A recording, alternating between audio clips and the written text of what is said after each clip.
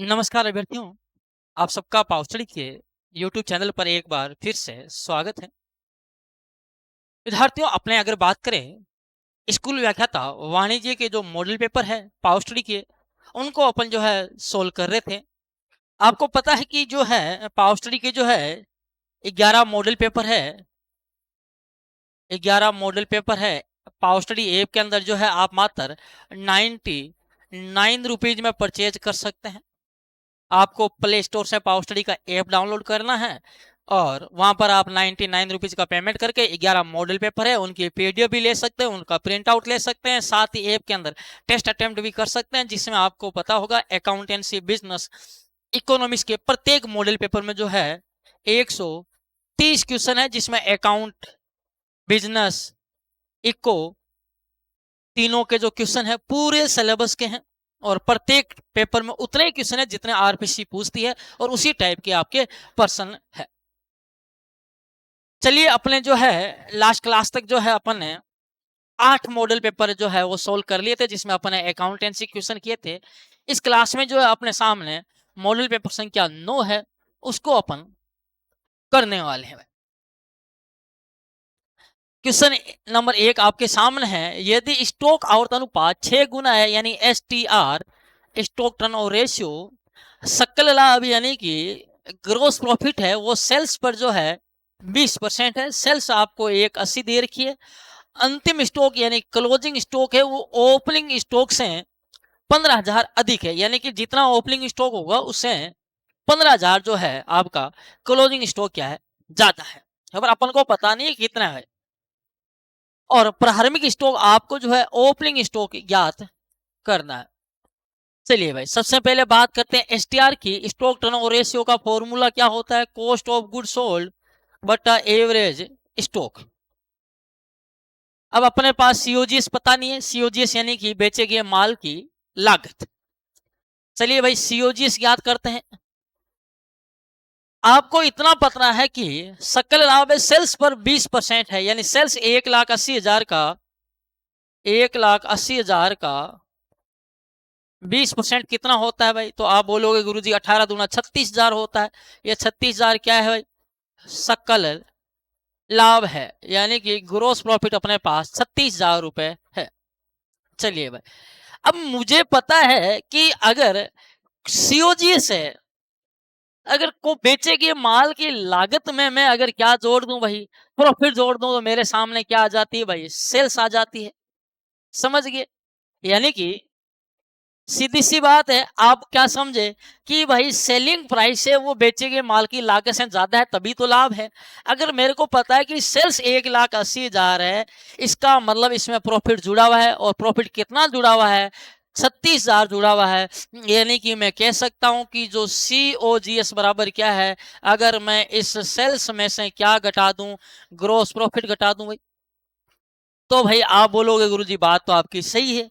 तो मैंने बोला सही है, तो फिर सेल्स की जगह सेल्स लिख दो 1,80,000, ग्रोस प्रॉफिट 36,000 घटा दो, यानी कि आपके सामने सीओजी कितनी आ जाएगी भाई? 0,0,0,0।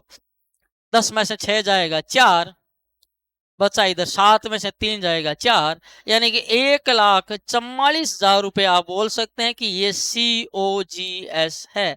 यानी कि बेचे गए माल की लागत 1,44,000 थी, जिसमें हमने 36,000 का लाभ जोड़ करके 1,80,000 में बेचा भाई। चलिए भाई, यानी कि हमें जो एसटीआर का फॉर्मूले में मद चाहिए थी वो मिल चुकी है, एक मद। चलिए भाई, अब एसटीआर के फॉर्मूले के साथ इसको करते हैं रिलेट।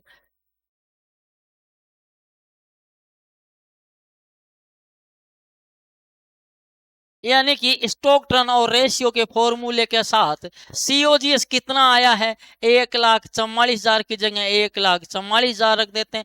एवरेज स्टॉक की जगह एवरेज स्टॉक ही रख देते हैं। एसटीआर कितना है?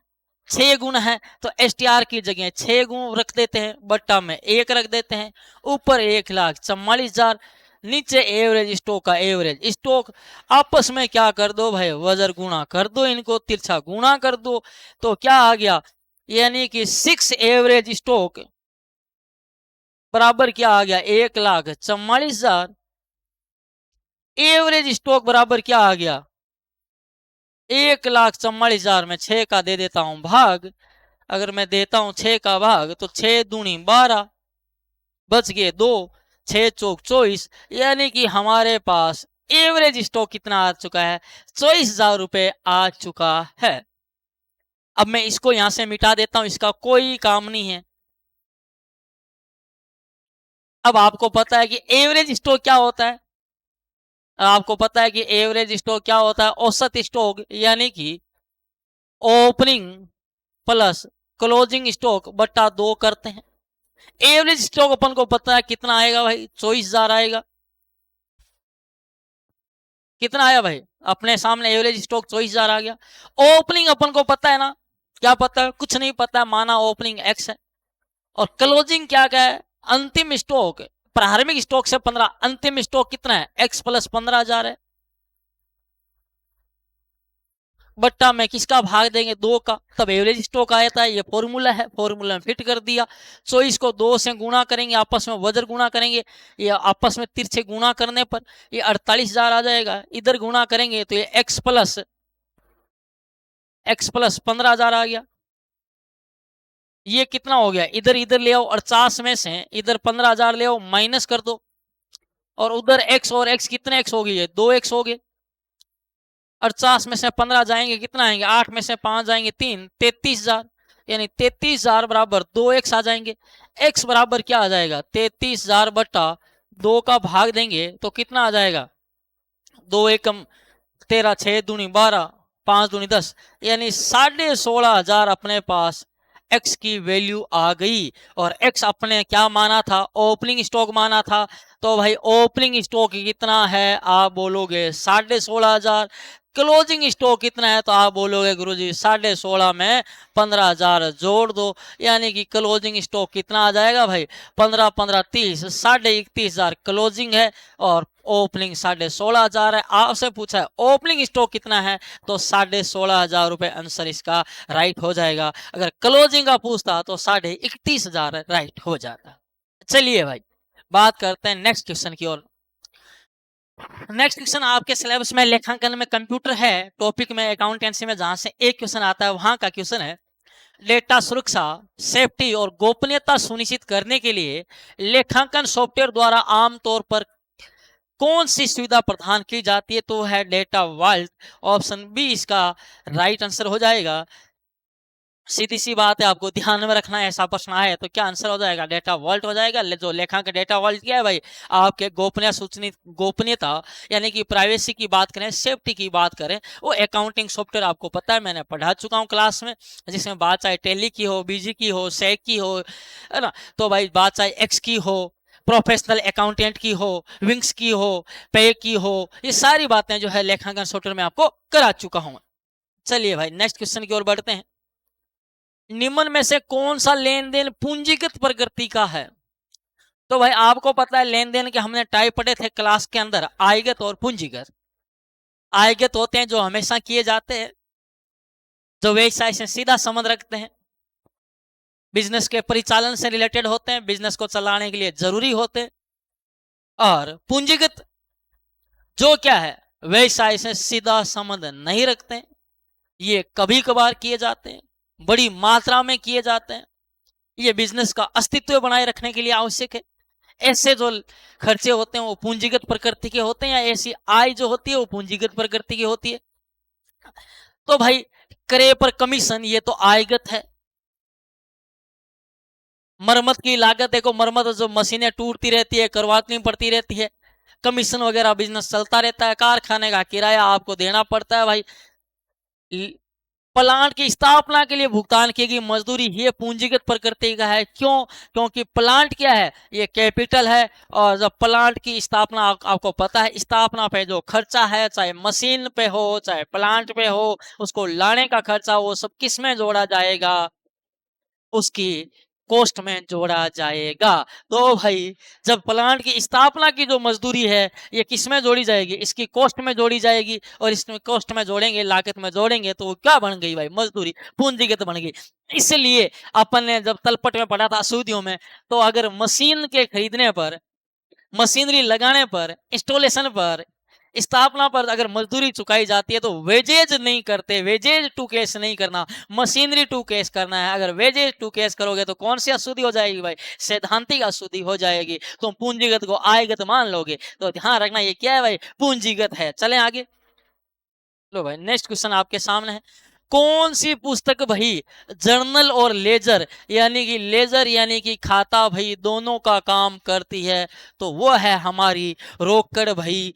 केस बुक ऐसी भाई है जो क्या करती है? आपके जर्नल का काम भी करती है और खाते का काम भी करती है, यानी कि ये जो है रोकड़ खाते का कार्य भी करती है।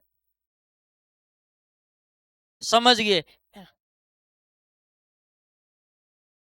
इसलिए रोकड़ी लेन देनों को केस बुक में लिखने के बाद उनकी आपको जो है अलग से कैश अकाउंट बनाने की कोई आवश्यकता नहीं है। आपको खतौनी करने की भी आवश्यकता नहीं होती है, क्योंकि एक साइड की खतौनी अपने आप हो जाती है। खाता बही का काम भी करती है और रोकड़ी लेन देनों को पहली दफा जनरल में नहीं सीधा इसमें लिख दिया जाता है।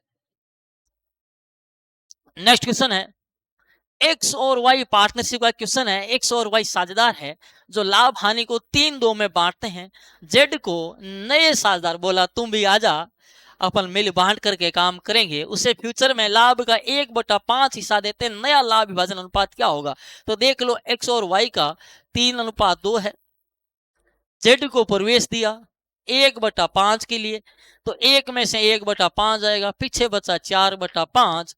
तो 3/5 का 4/5 और 2/5 का 4/5, यानी कि 12/25, 8/25। और जेड का हिस्सा 1/5 है। ऊपर नीचे किससे गुणा करेंगे? नीचे 25 आ जाए तो 5/25, 25 कट जाएगा, 12:8:5 आपका नया अनुपात आ जाएगा। ऑप्शन ए जो है इसका क्या हो जाएगा भाई? आपका राइट आंसर हो जाएगा। चलिए नेक्स्ट क्वेश्चन है, गार्नर बनाम मरे। लो भाई ये गार्नर बनाम मरे आपको पता होगा कब? जब अपन ने पढ़ा था साझेदारी का जो है, साझेदारी फर्म है, पार्टनरशिप फर्म का समापन पड़ा था। जब बोरिया बिस्तर उठ जाता है, दुकान हमेशा के लिए बंद कर दी जाती है उस फर्म को, उसे अपन फर्म का समापन कहते हैं।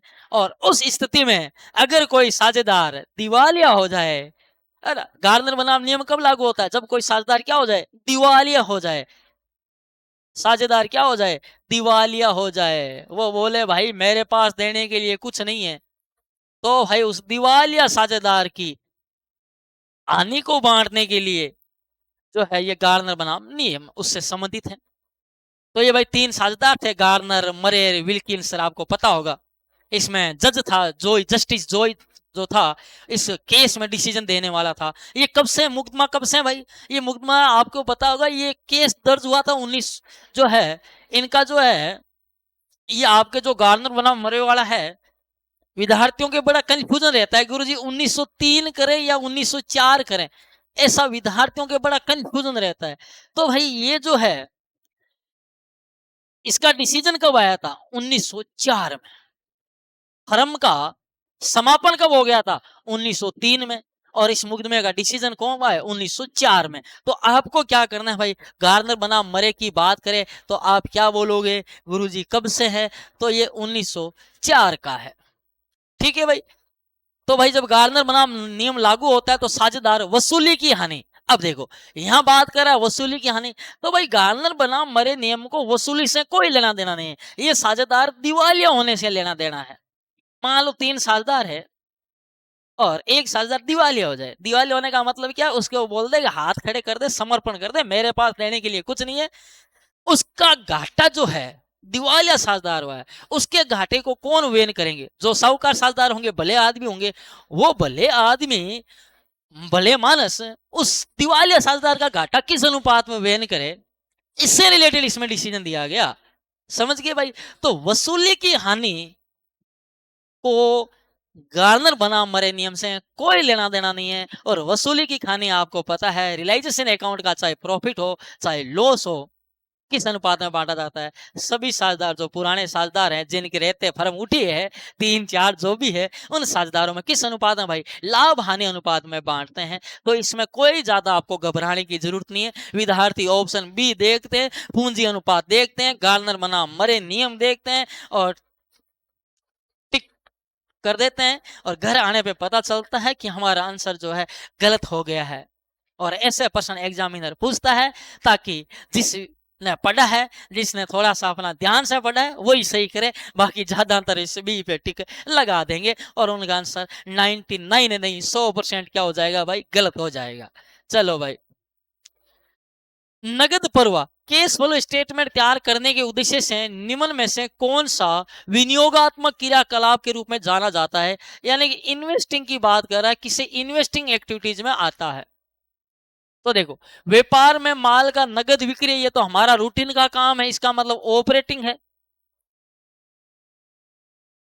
कच्चे माल के आपूर्तिकर्ताओं को नगद भुगतान, ये भी हमारा क्या है? ऑपरेटिंग है। भाई उन्होंने सप्लाई किया, हमने उनको पेमेंट किया। मशीनरी को प्राप्त करने के लिए नगद भुगतान, भाई मशीनरी हमारा रूटीन का काम नहीं है ना, ये तो इन्वेस्ट कर रहे हैं भाई। अंशों के निर्गमन से नगद प्राप्ति, अंश जारी किए, रुपए प्राप्त किए, तो हमारी क्या है? फाइनेंसिंग एक्टिविटी है। ये तो हमारी वित्तीय क्रिया। तो विनियोजन क्रिया कौन सी होगी? ऑप्शन आपका जो सी है, ये हो गया जो है इन्वेस्टिंग एक्टिविटीज है। बाकी सब क्या है? ये तो ऑपरेटिंग है, माल नगद डेली काम का है। कच्चे माल के आपूर्तिकर्ताओं को पेमेंट करो, माल जो है माल सप्लाई किया उनको पेमेंट करो, ऑपरेटिंग है। माल खरीदना, बेचना, पेमेंट करना। और अंशों के निर्गमन से आपने शेयर इश्यू किए, ये फाइनेंसिंग है। और ये आपने जो है मशीनरी परचेज की है, ये आपकी इन्वेस्टिंग है। नेक्स्ट क्वेश्चन है, बोनस अंशों के निर्गमन का परिणाम क्या होगा?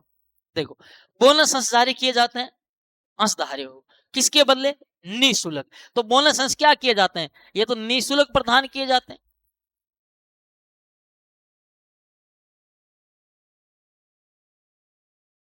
बोनस के अंश क्या किए जाते हैं भाई? ये आपके निःशुल्क प्रदान किए जाते हैं। यानी कि इनके कारण किसी प्रकार का कोई आपका केस इनफ्लो या आउटफ्लो नहीं होता है, क्योंकि निःशुल्क प्रदान किए जा रहे हैं। कोई नकदी प्रवाह नहीं होता है, कोई आपका जो है इनफ्लो आउटफ्लो नहीं होता इनसे। तो आपसे पूछा इसका परिणाम क्या होगा? स्वामित्व में परिवर्तन कुछ नहीं होगा, संपत्तियों में परिवर्तन नहीं होगा, कोषों का गैर पूंजीकरण नहीं, बकाया शेयरों की संख्या में क्या हो जाएगी? वृद्धि। ये इसका क्या होगा भाई? आपका रिजल्ट हो जाएगा। यानी कि आपका जो है मार्केट में कोई कैपिटलाइजेशन, बाजार में पूंजीकरण नहीं बढ़ने वाला, और ना ही आपके पास कोई रुपए आ रहे हैं, है ना? और ना ही कोई संपत्तियों में परिवर्तन हो रहा है, ना ही कोई आपके जो है मालिकाना स्वामित्व प्रतिशत में परिवर्तन हो रहा है। यानी बाजार में जो है आपका पूंजीकरण, कैपिटलाइजेशन नहीं हो रहा, समझे? तो भाई ये क्या होता है? बोनस निःशुल्क प्रदान किए जाते हैं, उसके कारण क्या हो जाती है? बकाया शेयरों की संख्या में क्या हो जाती है? वृद्धि हो जाती है। चलिए नेक्स्ट क्वेश्चन की ओर बात करते हैं। नेक्स्ट क्वेश्चन है, सेल 40,000 दे रखी है, स्थायी ऊपरी हुए 10,000 रुपए दे रखे हैं, नियोजित लाभ 5,000 है। सीमांत लागत, और सीमांत लागत का संबंध किससे होता है? परिवर्तनशील लागत से होता है। यानी मार्जिनल कॉस्ट का संबंध किससे होता है? परिवर्तनशील लागत से। चलो भाई, सेलिंग प्राइस कितनी देर की है? आप बोलोगे गुरुजी देर की है 40,000, ये लिखे हमने 40,000। आगे क्या दे रखा है भाई? सेल्स में से, इसमें से लेस क्या करते हैं? आप बोलो गुरुजी हम लेस करते हैं वेरिएबल कॉस्ट। पता है क्या? बोले गुरुजी नहीं पता है। हमें बोले पता क्या है? आप बोले गुरुजी हमें फिक्स्ड कॉस्ट पता है। कोई बात नहीं, वेरिएबल कॉस्ट लेस करते हैं तो क्या आता है भाई? आप बोलो गुरुजी आता है कंट्रीब्यूशन। हमने कहा अच्छी बात है। कंट्रीब्यूशन में से क्या लेस करते हो? आप बोलो गुरुजी लेस करते हैं फिक्स्ड कॉस्ट, स्थिर लागत। स्थिर लागत पता है क्या? बोले हाँ गुरुजी कितनी है? 10,000 लिख दो। तो क्या आ जाता है जब लेस कर देते हैं? तो आप बोलो गुरुजी आ जाता है प्रॉफिट। कितना है इसमें प्रॉफिट का है? प्रॉफिट इसने कहा है कि 5,000 है।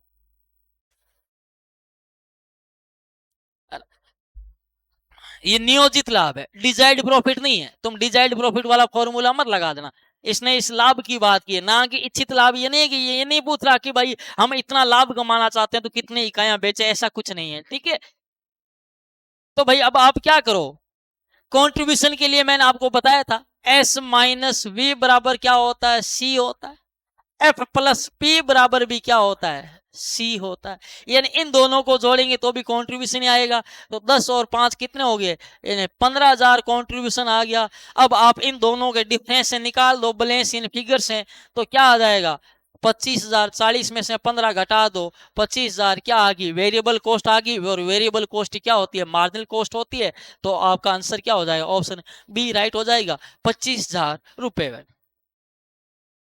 नेक्स्ट क्वेश्चन आपके सामने है, कार्यशील पूंजी में वृद्धि का मतलब क्या होगा। देखो मैंने आपको बताया था कार्यशील पूंजी में, ये फंड फ्लो का क्वेश्चन है, कार्यशील पूंजी में वृद्धि।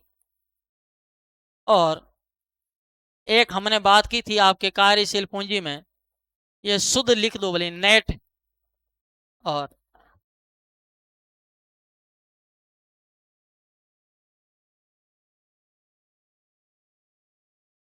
नेट वर्किंग कैपिटल में इंक्रीज या फिर नेट वर्किंग कैपिटल में डिक्रीज की बात करें। तो देखो अगर यहां पूछ रहा है कि शुद्ध कार्यशील पूंजी में वृद्धि होगी है, इसका मतलब आपने क्या किया है भाई, कोषों का क्या कर लिया है, उपयोग कर लिया है, यूजेज ऑफ फंड्स है। और अगर कार्यशील पूंजी में कमी है तो वो क्या है, कोषों का स्रोत है, सोर्सेज है। तो भाई आपका ऑप्शन क्या राइट हो जाएगा, ऑप्शन ए राइट हो जाएगा। यानी कि कोषों का उपयोग, यानी कि यूज ऑफ फंड्स। ये लो।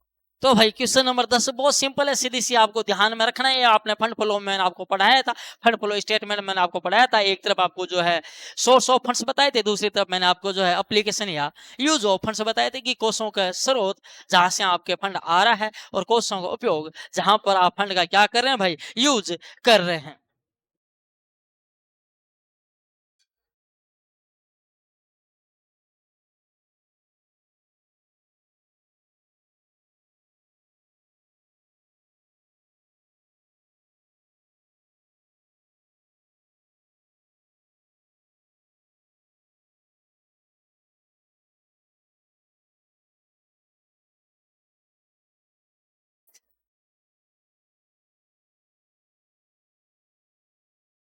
आगे देखो, नेक्स्ट क्वेश्चन है एबीसी विश्लेषण तकनीक किससे संबंधित है। तो आपको पता है एबीसी यानी कि ऑलवेज बेटर कंट्रोल, हमेशा सर्वश्रेष्ठ नियंत्रण, जिसके बारे में बहुत बार बता चुका हूं। इसके अंदर क्या है, ए वर्ग, बी वर्ग और सी वर्ग में रखा जाता है माल को।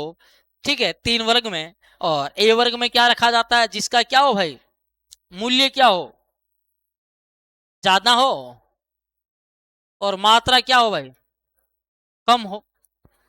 बी वर्ग में उनको रखा जाता है जिनका मूल्य क्या हो, मध्यम हो, और मात्रा भी क्या हो, मध्यम हो। और सी वर्ग में उनको रखा जाता है जिनका क्या हो भाई, मूल्य क्या हो, कम हो, और मात्रा क्या हो, ज्यादा हो। जैसे भाई आपके बात करें, ए में जैसे सोना है, सोना कितना सोना है ना। बी में जैसे चीनी है, सी में जैसे नमक है, इस प्रकार। तो भाई ये किससे रिलेटेड है, रेशियो एनालिसिस से कोई लेना देना, ट्रेंड्स है, फंड्स है, कोई लेना देना। ये स्टॉक यानी कि आपके जो है स्टॉक एनालिसिस यानी माल की जो है विश्लेषण की तकनीक है। नेक्स्ट क्वेश्चन आपके सामने, सुरक्षा की सीमा है, मार्जिन ऑफ सेफ्टी। तो आपको पता है मार्जिन ऑफ सेफ्टी क्या होता है, मैं आपको पहले ही बता चुका हूं। मार्जिन ऑफ सेफ्टी क्या है, actual sales minus BP sales. यानी कि वास्तविक बिक्री में से सम विच्छेद बिक्री घटा दो, तो वास्तविक बिक्री माइनस सम विच्छेद बिक्री घटा दो। ऑप्शन क्या हो जाएगा, सी आपका राइट हो जाएगा।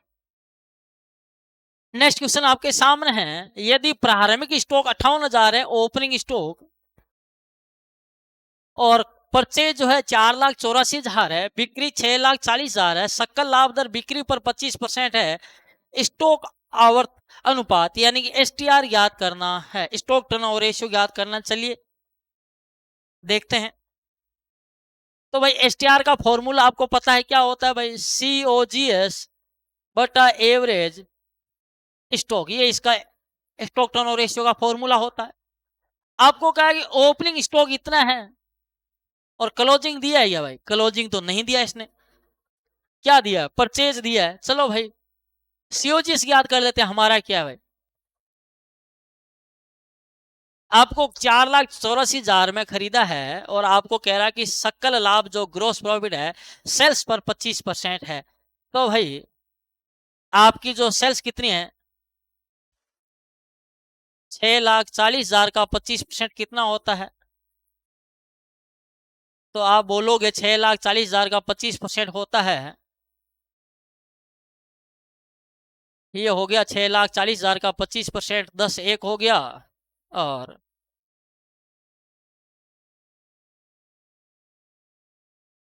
2500, 4, 4 एकम 4, बच गए 2, 6, 1,60,000, 1,60,000 रुपए जो है आपके क्या है भाई, ये आपका जो है ग्रोस प्रॉफिट है, ठीक है।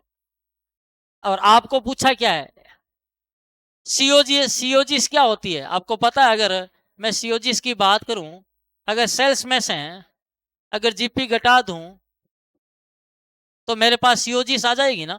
तो सेल्स कितनी है, 6,40,000 में से मैं 1,60,000 घटा दूं तो मेरे पास जीपी कितना आ जाएगा, आप बोलो गुरुजी जीपी आ जाएगा 0,0,0,0, 14 में से 6 गया 8, 5 में से 1 गया 4,80,000 रुपए, आप बोलो गुरुजी आपके पास आ गया COGS।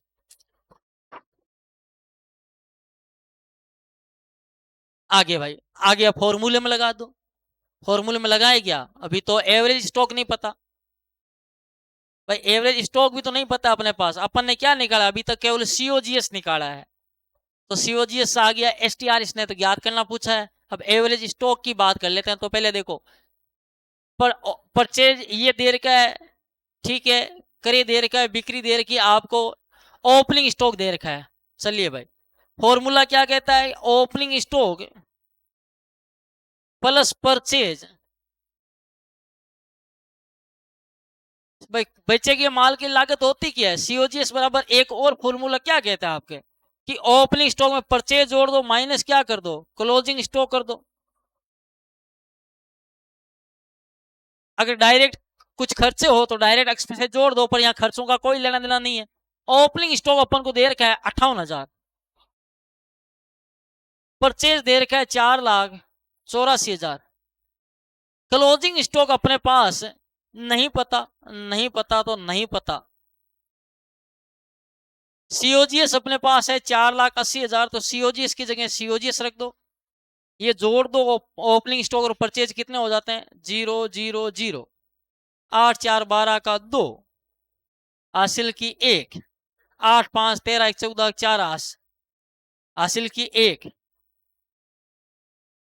यानी कि ये कितना हो गया भाई, 3 जीरो के 3 जीरो, 8 4 12 का 2, हासिल की 1, 8 5 13 1 14 का चौका, हासिल 1 4 1 5, 5,42,000 माइनस सीएल स्टॉक।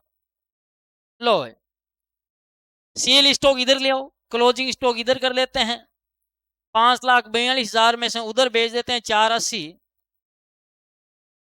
तो ये हमारे सामने क्लोजिंग स्टॉक कितना आ गया भाई, 480 घटाते हैं तो 5 20, 62,000 क्लोजिंग स्टॉक आ गया। ये लो हमारे पास क्लोजिंग स्टॉक आ गया 62,000। ओपनिंग हमको पहले से पता है, तो भाई एवरेज स्टॉक क्या होता है, एवरेज स्टॉक होता है ओपनिंग प्लस क्लोजिंग बटा 2। ओपनिंग कितना है भाई, आप बोलोगे 58,000 है, क्लोजिंग कितना है भाई, आपने निकाला है 62,000, और ये 58,000 प्लस 62,000 बटा 2 करेंगे तो 58 और 62 कितना होते हैं भाई, 58 2 60, 1 20, बट्टा 2 करेंगे तो हमारे पास एवरेज स्टॉक कितना आ गया भाई, 60,000 आ गया। अब अपने फॉर्मूले STR वाले में लगा दो। COGS हमें पता है, पहले से पता है 4,80,000। एवरेज स्टॉक हमारे पास आ गया, कितना आया भाई, 60,000। 4 जीरो से 4 जीरो गई, 8 छंग 48, 8 टाइम्स ये आपका आ गया स्टॉक टर्न ओवर रेशियो भाई। तो ये आपका जो है स्टॉक टर्न ओवर रेशियो 8 गुना आएगा। नेक्स्ट क्वेश्चन की बात करते हैं हम।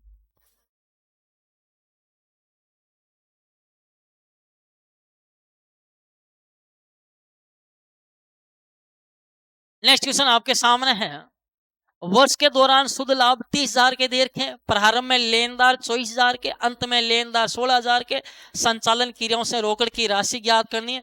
तो बहुत सिंपल सी बात है, आपको पता है, मैंने आपको पहले ही बता रखा है, फायदा घटा दो घाटा जोड़ दो। तो लेनदार कम हो गए, शुरू में लेनदार 24 के थे, अब लेनदार 16 के हो गया, यानी लेनदारों में 8,000 की कमी आई। इसका मतलब क्या हो गया भाई, लेनदारों में कमी का मतलब क्या हो गया भाई, अपने देसी भाषा में आप बोलो गुरुजी मांग थोड़ा कम हो गया, तो भाई हम फायदा हो गया, है ना। तो फायदा हो गया ना, तो फायदा हो गया तो घटा दो, तो 30,000 में से 8,000 घटा दो तो कितना आ जाएगा, 22,000 आपका आंसर आ जाएगा। सी अगर घाटा होता तो जोड़ देते भाई। ये तरीका मैंने तुमको है जो है पहले ही बता रखा है, कैश फ्लो वाली क्लास में भी पता है, इस अपने जो कैश फ्लो MCQ किए थे उसमें भी पता है, क्लास में भी आपको पता है।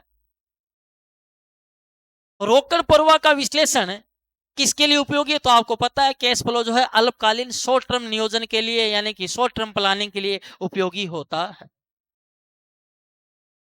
नेक्स्ट क्वेश्चन है, कौन सा वित्तीय कंपनी की दशा में परिचालन क्रिया का भाग नहीं है।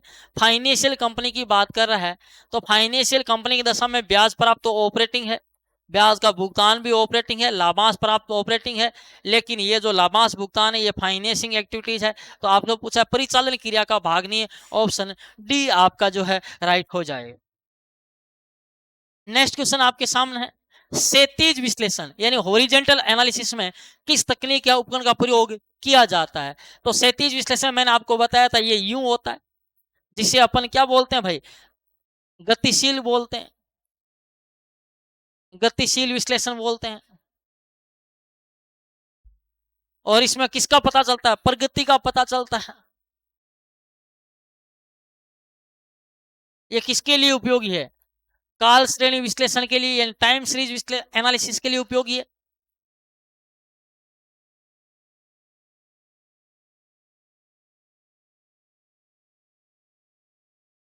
समझ गए, चलो भाई।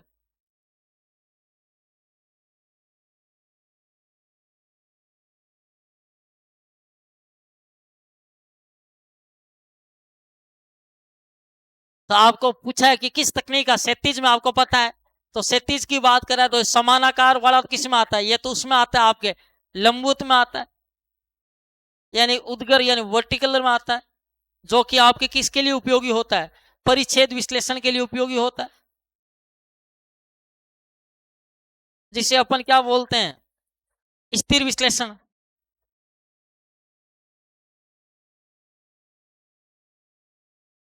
तो बताओ, अब आपको पता है तो ये समानाकार दोनों ही होगी, है समानाकार चिट्ठा हो चाहे समानाकार लाभ हानि खाता हो, तो खाली चिट्ठे का कोई मतलब नहीं है। ऑप्शन बी बचता है आपके पास, तुलनात्मक विवरण है परवर्ती विश्लेषण, यानी कंपेरेटिव में जब अपन क्या करते हैं, पिछले वर्ष की मदों की इस वर्ष की मदों के साथ तुलना करते हैं। और समानाकार में आपको पता है क्या माना जाता है, मद विशेष समानाकार वाले को 100% विवरण भी कहा जाता है। लेकिन ये बात कर रहा है 37 की, तो तुलनात्मक विवरण या परवर्ती विश्लेषण दोनों में आपके किसका ये हॉरिजॉन्टल का काम में लिया जाता है।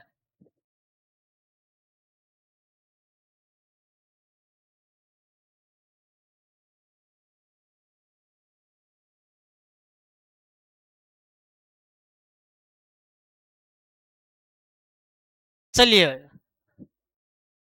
आगे बात, लंबवत विश्लेषण जाना जाता है, वर्टिकल एनालिसिस जाना जाता है, ये आ भी गया देखो क्वेश्चन। संरचनात्मक विश्लेषण नाम भाई, स्थैतिक, गतिशील, काल श्रेणी। तो अभी मैंने बताया कि लंबवत विश्लेषण जो है ये यूं होता है, जिसे अपन क्या कहते हैं, ये समानाकार में काम आता है, समानाकार चिट्ठा या कॉमन साइज बैलेंस शीट या लाभ हानि खाता यानी कॉमन साइज बैलेंस शीट या कॉमन साइज जो है P&L उसमें काम में आता है। ये आपके यूं होता है जिसे उद्गर विश्लेषण भी कहा जाता है, इसे वर्टिकल यानी उद्गर भी कहा जाता है।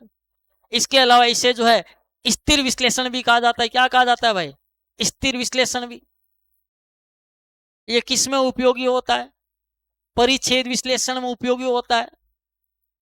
इसके अलावा इसकी मैं बात करूं तो ये जो है आपके 100% विवरण भी कहते हैं इसको, समानाकार वाले को, यानी इनको जो है 100% विवरण कहा जाता है। क्यों? इसमें संपत्ति या दायित्वों के मद को क्या मान लिया जाता है?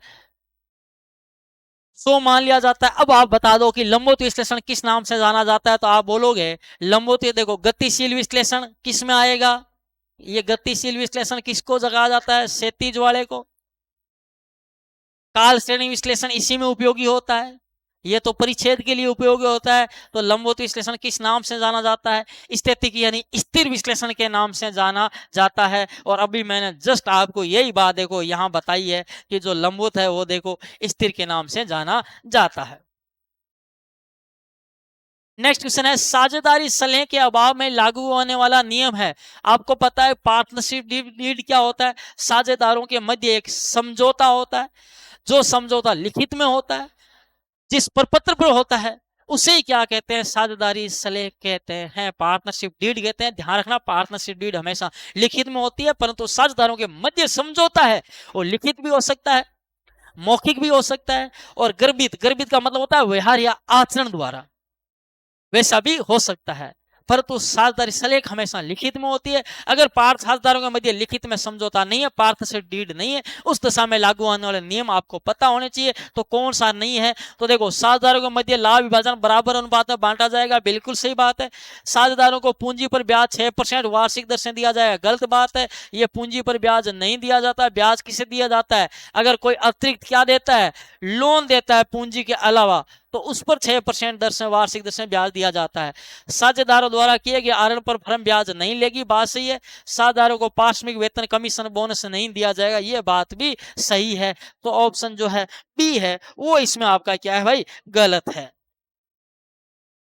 चलिए भाई आगे बात करते हैं। नेक्स्ट क्वेश्चन है,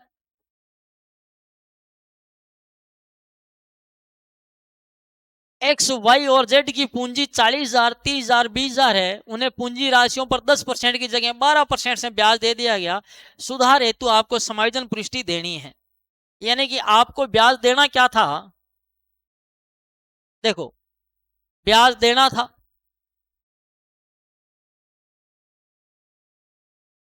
ब्याज दिया। इधर बात कर लेते हैं एक्स की, वाई की और जेड की। तो ब्याज देना कितना था? 10% से देना था। 10% से आप देखोगे तो 40,000 का 10% 4,000, 3,000 और 2,000 ये देना था। तुम लोगों ने दिया कितना? 12% से, यानी कि 12% से करोगे तो 12 चौक 48, 12 तिया 36 और 12 दूना 24, यानी कि ये देना था, तुमने ये दे दिया, यानी कि 800 इससे ज्यादा दे दिए, 600 इससे ज्यादा दे दिए, 400 इससे ज्यादा दे दिए, ये आपने ब्याज दे दिया। अब आपको सुधार करना है, यानी आपने एक्स को 800 ज्यादा, वाई को 600 ज्यादा, जेड को 400 ज्यादा। अब मेरे को ये बताओ, ये साझेदार है और इनको आपने ब्याज ज्यादा दे दिया। मेरे को बताओ, इनको ज्यादा ब्याज देने के कारण आपका जो P&L एप्रोप्रिएशन बनाया आपने अकाउंट, वहां पर आपने डेबिट साइड में लिखा होगा भाई टू इंटरेस्ट ऑन कैपिटल, भाई ये लिखते हैं P&L एप्रोप्रिएशन अकाउंट में, डेबिट साइड लिखते हैं टू इंटरेस्ट ऑन कैपिटल। वहां पर आपने उनको ब्याज इतना इतना दे दिया, कितना? 4800, 3600, 2400, जबकि वहां पर लिखना इतना था। इसका मतलब P&L एप्रोप्रिएशन अकाउंट जब आपने बनाया, लाभ हानि वितरण खाता, उसके कारण जो आपका इन साझेदारों के मध्य जो पूंजी पर ब्याज देने के बाद जो लाभ बांटा गया, वो लाभ क्या हो गया भाई? आपने जो लाभ बांटा वो लाभ क्या हो गया? कम हो गया भाई। नहीं तो इनको क्या आता? ज्यादा लाभ मिलता। सीधी सी बात, अगर आप इसको मैं यूं समझाऊं कि मान लो कि ये P&L एप्रोप्रिएशन अकाउंट आप बना रहे हो, देखो कंसेप्ट आपके क्लियर होना जरूरी है। मान लो ये प्रॉफिट था,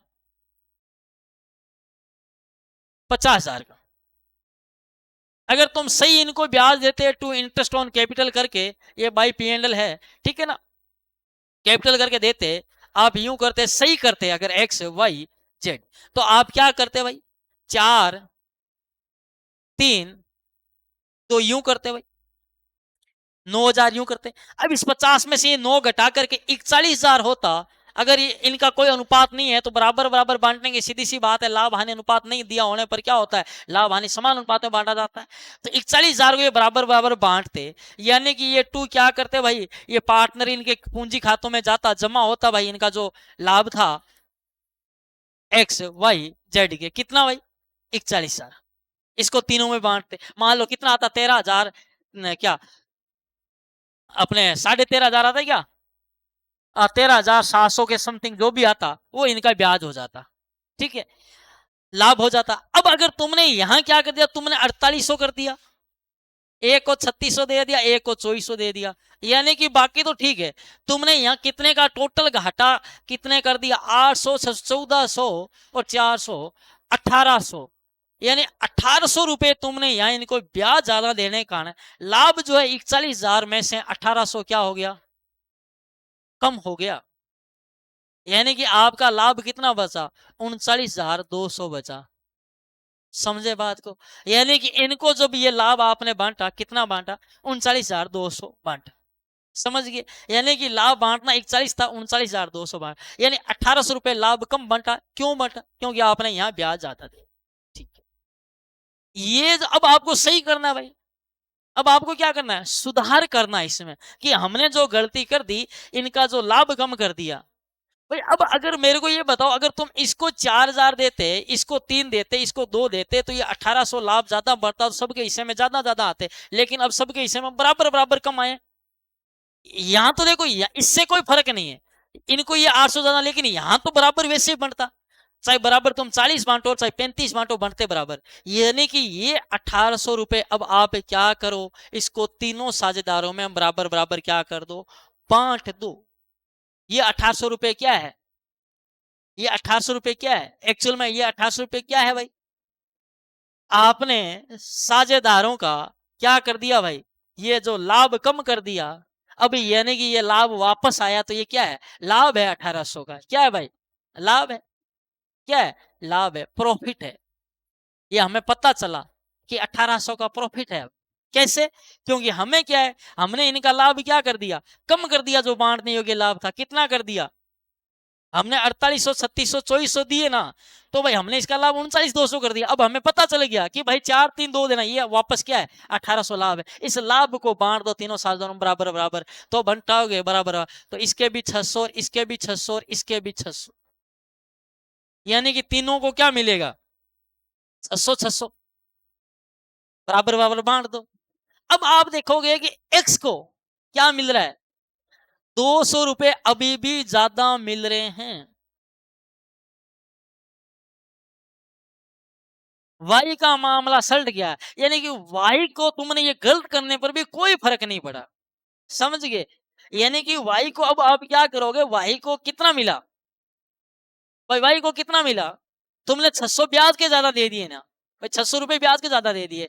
अब तुम ब्याज सही करके इसको लाभों में बांटोगे ना, तो भी इसको 600 मिलेंगे। समझ गए, तो इसका मामला सल्ट गया। जेड बेचारे के घाटा हो गया, जेड को मिले 400, जबकि मिलने कितने चाहिए थे, जेड को 600 मिलने चाहिए, तो जेड के क्या है, 200 कम मिले हैं जेड को, यानी जेड के 200 का नुकसान हो गया भाई। नियम क्या कहता है, gaining partner capital to sacrificing partner capital वाली प्रविष्टि कर दो। जिसको फायदा हुआ उसको डेबिट कर दो, जिसको घाटा हुआ उसको क्रेडिट कर दो। तो फायदा किसको हुआ है, एक्स को 200 का फायदा हुआ है, तो गेनिंग पार्टनर कैपिटल के X capital account D R to क्या कर दो, जेड कैपिटल अकाउंट कर दो। कितना रुपया, आप बोलोगे 200 भाई, यानी गेनिंग पार्टनर, ये मैंने आपको बता रखा है, जिसको फायदा हुआ उसको डेबिट करो, उसके काट लो, जिसको घाटा हुआ है उसके जमा कर दो। तो जेड के 200 का नुकसान हो रहा था, जेड को जमा कर दिया। ये एक्स 200 ज्यादा ले जा रहा था, इसे ले लिए, तो X capital account D R to Z capital account 200, तो कौन से है भाई, X capital account D R to Z capital account 200, option C आपका जो है राइट हो गया। नेक्स्ट क्वेश्चन देखो, ए और बी एक फर्म में 3 2 में साझेदार हैं, सी को प्रवेश देते हैं, बी और सी के मध्य वही अनुपात होगा जो ए और बी के मध्य नया अनुपात। देखो सवाल क्या, ए है बी है, ए और बी के मध्य अनुपात है 3:2, और ये कह रहे हैं सी को प्रवेश दिया। अब कह रहा है कि बी और सी के मध्य वही अनुपात होगा जो ए और बी के, यानी बी और सी के मध्य भी अनुपात क्या होगा, 3:2 होगा। नया अनुपात है, इनको गुणा कर दो, 3×3 = 9, 3×2 = 6, 2×4, 9:6:4 हो जाएगा। ऑप्शन बी इसका जो है आंसर हो जाएगा। नेक्स्ट क्वेश्चन है, समपार्श्विक प्रतिभूति के रूप में ऋण पत्रों का निर्गमन करने पर यदि कंपनी के द्वारा पुष्टि की जाती है तो डेबिट किया जाएगा। आपको पता है समपार्श्विक प्रतिभूति के रूप में जमानत के रूप में जब अतिरिक्त ऋण पत्रों को रखा जाता है तो पुष्टि की जाती है। तो आप पुष्टि निर्गमन कर रहे हो तो पुष्टि क्या की जाएगी, डिबेंचर सस्पेंस अकाउंट डीआर आपके पास है, जा क्या रहे हैं भाई, आप बोलोगे गुरुजी डिबेंचर जा रहे हैं तो डिबेंचर अकाउंट, ये पुष्टि हो जाएगी। तो आपको क्या कहा है, किसे डेबिट किया जाएगा, तो डेबिट किसको किया जाएगा, ऋण पत्र उचंती खाते को डेबिट किया जाएगा। क्रेडिट किसे किया जाएगा, ऋण पत्र खाते को। आगे बात करते हैं। नेक्स्ट क्वेश्चन है, एक्स लिमिटेड ने 14,40,000 रुपए में संपत्तियां खरीदी जिसका भुगतान 100 रुपए अंकित मूल्य वाले ऋण पत्रों से 96 रुपए प्रति ऋण पत्र की दर पर किया। विक्रेताओं को जारी किए गए ऋण पत्रों की संख्या होगी। बहुत सिंपल क्वेश्चन है, पहले भी करवा चुका हूं ऐसे क्वेश्चन। क्या कह रहा है कि भाई तुमने संपत्तियां तो 14,40,000 की खरीदी, लेकिन तुम भुगतान क्या कर रहे हो, 100 रुपए ऋण पत्रों में कर रहे हो, लेकिन उसको मान कितने कर रहे हो, 96 में, यानी तुम डिवेंचर इश्यू किस पे कर रहे हो, बट्टे पे कर रहे हो। इसका मतलब आप 14,40,000 भाग क्या कर दो, 96 कर दो, तो कितना आ जाएगा, काट दो, 4×2 = 8, 4×4 = 16, 4×3 = 12, बचे 6×4 = 24, यानी कि ये 1 2 3 4 24, अब और दे दो भाग, 6 का 6×4 = 24, सत्संगा 36, 4 का इसमें 60 में 15, तो ये 15,000। तो 15,000 ऋण पत्रों की संख्या कितनी हो जाएगी, 15,000 डिबेंचर जारी किए जाएंगे। और एक डिबेंचर कितने का है, 100 रुपए का, यानी 15 लाख रुपए दे रहे हो किसके बदले, 14,40,000 के बदले। अगर प्रविष्टि करने की बात हो ना तो तुम प्रविष्टि क्या करोगे, अगर देखो प्रविष्टि पहले संपत्ति खरीदने की करूं क्या, दोनों बता देता हूं। देखो संपत्ति खरीदने पर प्रविष्टि क्या करोगे, एसेट्स अकाउंट दिया, टू क्या करोगे, देने वाला कौन है, नाम नहीं है, टू वेंडर कर दो। कितना रुपया भाई, ये लो 14,40,000 की ये हमने खरीदी। अब तुमने इसको पेमेंट कैसे किया, पाने वाला कौन है, वेंडर है।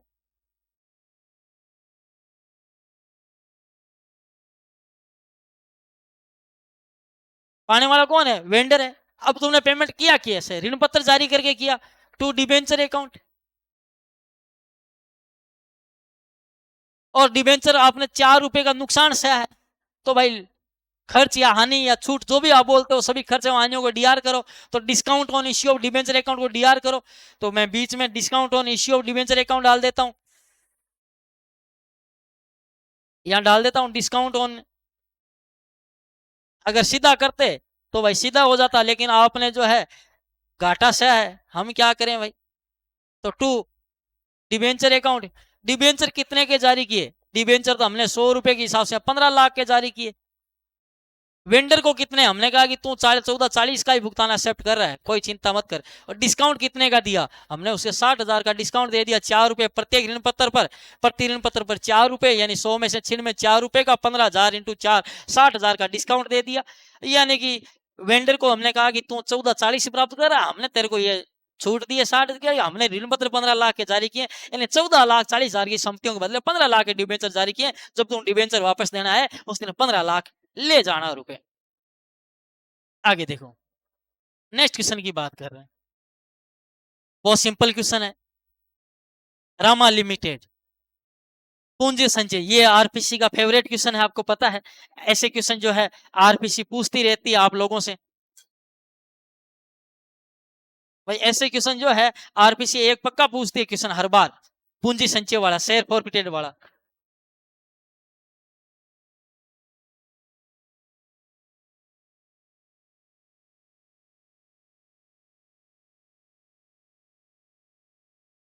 देखो देखिए, रामा लिमिटेड ने 10 रुपए वाले 40 अंश जब्त किए, जिन पर 7 रुपए मांगे गए। अंशधारी ने 5 रुपए चुका दिए गए। इनमें से 30 अंशों को 6 रुपए प्रदत्त, ये ध्यान रखना, पेडअप, यहाँ विद्यार्थी मारा जाता है। कई बार यहाँ पेडअप लिखा होता है, कई बार फुल्ली पेडअप लिखा होता है। प्रति अंश पर रीइश्यू कर दिया, पूंजी संचय खाते में ट्रांसफर की जाने वाली राशि होगी। और ऑप्शन इतने क्लोज दे रखे मैंने आपके सवाल में कि आप खुद चकरा जाएंगे। कईयों के 120 आएगा, 150 आएगा, 210 नहीं आएगा, 30 रुपए आएगा। सी को छोड़ करके तीनों ही ऑप्शन मुझे पता है आपके लिए, समझ लो कि तीनों में से एक चीज, ये समझ लो तीनों ही, कोई कतली है, कोई गुलाब जामुन है ना, कोई आपके लिए हलवा है, तो कौन सा ऑप्शन चूज करें? चलो सी ऑप्शन तो जो है आपकी, ये मान लो कि ये तो बूंदी है, आपने इसको इग्नोर कर दिया, पर बाकी को आप इग्नोर नहीं कर सकते ना। तो भाई सीधी सी बात, ये तीनों आपके दिमाग में जो है वो द्वंद पैदा करेंगे मनोविज्ञान की भाषा में। चलिए भाई बात करते हैं। तो देखो, रामा लिमिटेड ने 40 अंश जब्त किए, तो भाई जब्त करता है, प्रविष्टि करते हैं। जब्त करने पर प्रविष्टि क्या करोगे? शेयर कैपिटल अकाउंट डीआर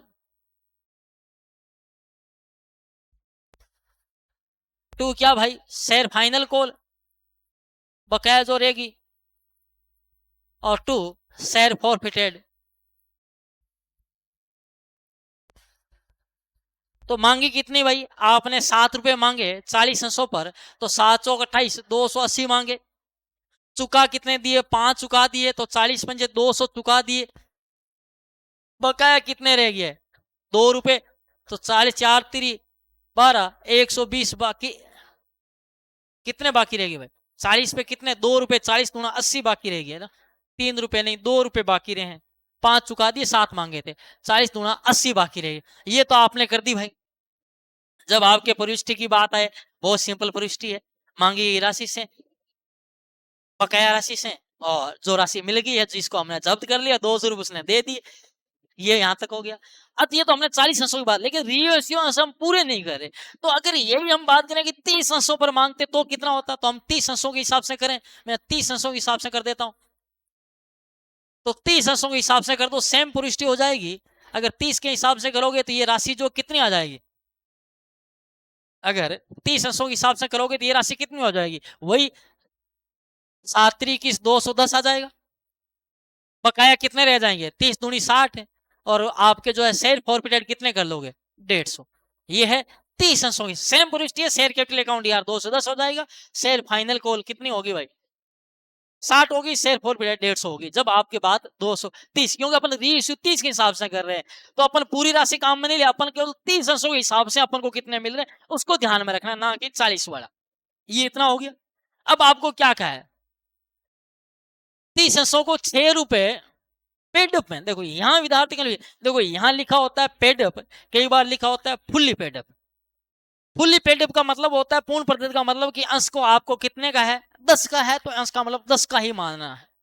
और प्रदत्त का मतलब है कि जितने रुपए का दे रखा है उतने का मानना है आपको अंश। समझ गए? अब आपको यहाँ क्या दे रखा है? पेडअप का दे रखा है। अब आप री इश्यू कर रहे हो तो कितने रुपए में कर रहे हो? 6 रुपए में। तो री इश्यू करने पर आपको रुपए कितने मिल रहे हैं? Bank account DR2 share capital account 6 रुपए के हिसाब से री इश्यू कर रहे हो, तो कितने रुपए आ जाएंगे? 180 आ जाएंगे। 30 अंश और एक अंश 6 रुपए का, 180 आ गए। अब तुम इसको ट्रांसफर कर दो, कौन सी भाई? Share forfeited account DR2 capital reserve.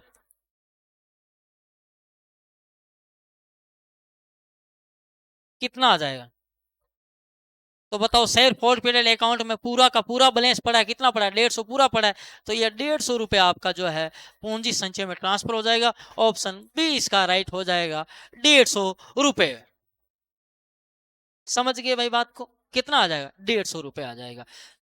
Issue करोगे तो आपके खाते में इश्यू करने पर, पुनः निर्गमन पर, री इश्यू पर आपके जो है ये आ जाएगा 180 रुपए। अब आप सोच रहे गुरुजी शेयर फॉरफिटेड को यहाँ कहीं काम में नहीं लिया। भाई क्यों काम में लें? तुम चाहते कि भाई इसको मैं बैंक अकाउंट, ये शेयर फॉरफिटेड को कुछ यहाँ डेबिट कर दूं। कब करता डेबिट? जब मुझे जरूरत पड़ती। जरूरत कब पड़ती?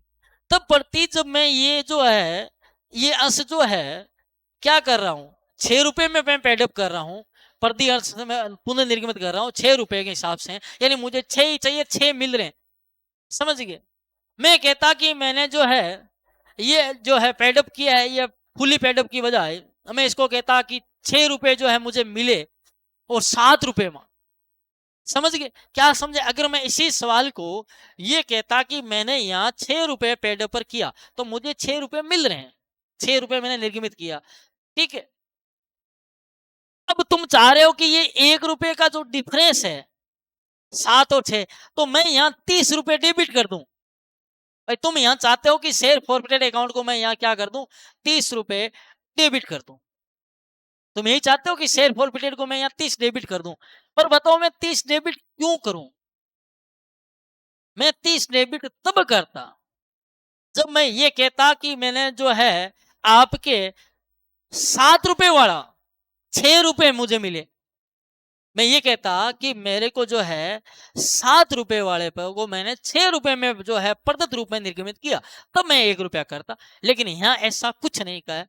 अगर तुमको ज्यादा कंडीशन समझना है इसको डिटेल में, तो आप जो है कैसे आंसर, ये तीनों मैंने कंडीशन करा रखी है। 120 आंसर कब आएगा, और ये 30 रुपए आंसर कब आएगा, और ये 150 कब आता है।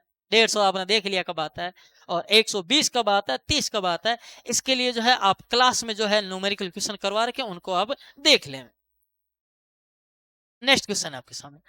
कागज उद्योग के लिए उपयुक्त लागत की इकाई होती है, तो कागज में आपको पता है लागत क्या चलती है भाई, रिम चलती है। आप बाजार गए होंगे, मार्केट से रिम लेके आएंगे। एक रिम में कितने पेज होते हैं भाई, 500 पेज आते हैं रिम। आप मार्केट में गए होंगे लाने के लिए, नोट्स प्रिंट आउट के लिए। प्रत्यक्ष लागतों का योग है, तो आपको पता है ये प्रत्यक्ष लागतों का योग क्या होता है, मूल लागत होता है, यानी प्राइम कॉस्ट होता है। यानी कि जिसमें क्या है भाई, प्राइम कॉस्ट बराबर क्या है, डायरेक्ट मटेरियल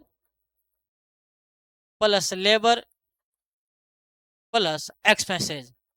यानी कि प्रत्येक सामग्री, प्रत्येक श्रम और प्रत्येक आपका जो है खर्च है, वो जोड़ करके क्या बन जाता है, प्राइम कॉस्ट बन जाता है। उत्पादन की मात्रा में वृद्धि के साथ प्रति इकाई परिवर्तनशील लागत, वेरिएबल कॉस्ट की बात करें पर की क्या होता है, बढ़ती है घटती है। चलो चेक कर लेते हैं। जैसे कि अगर मैं बात करूं, ये यूनिट की मैं बात करूं, मैं मान लो 100 इकाइयां बनाता हूं, 200 इकाइयां बनाऊं, 300 इकाइयां बनाऊं, टोटल कॉस्ट अगर है